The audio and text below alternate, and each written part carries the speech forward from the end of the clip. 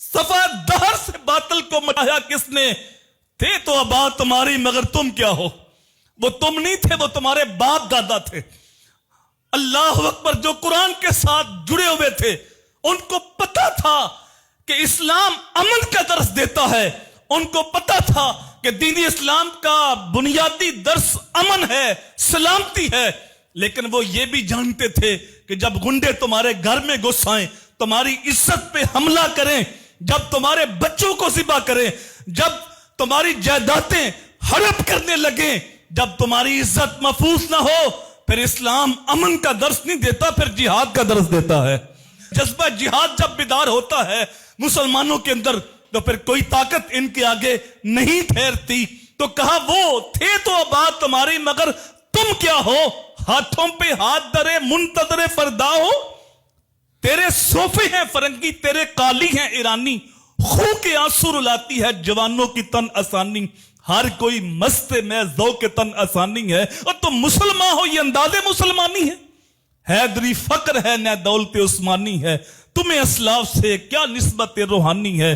وہ معزز سے زمانے میں مسلمان ہو کر، اور تم ذلیل ہوئے ہو تارک قرآن ہو کر۔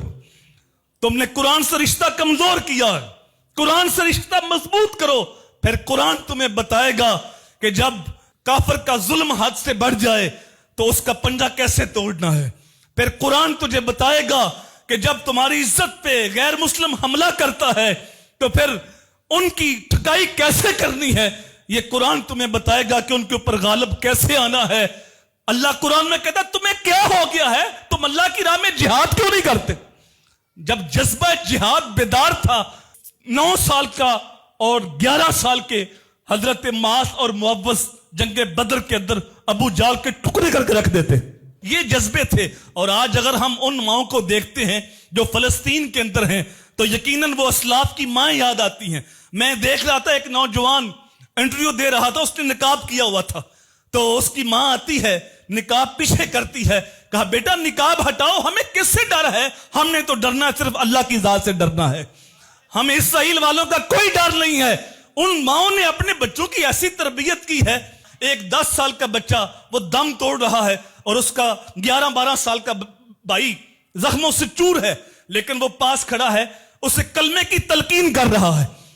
بچے کی آنکھوں میں کوئی آنسو نہیں ہے، اور وہ حالانکہ وہ چھوٹا بچہ ہے، وہ بالغ نہیں ہے، اگر وہ کلمہ نہ بھی پڑھے تو پھر بھی وہ اس کی موت فطرت پہ ہوگی، لیکن وہ بچہ اپنے بھائی کو اپنے زخموں کی تکلیف بھول کر کلمہ یاد کرا رہا ہے کہ جاتی بار بھی تیری زبان پہ کوئی اور نام نہ ہو، تیری زبان پہ نام ہو تو اللہ کا نام ہو، اللہ کے رسول کا نام ہو۔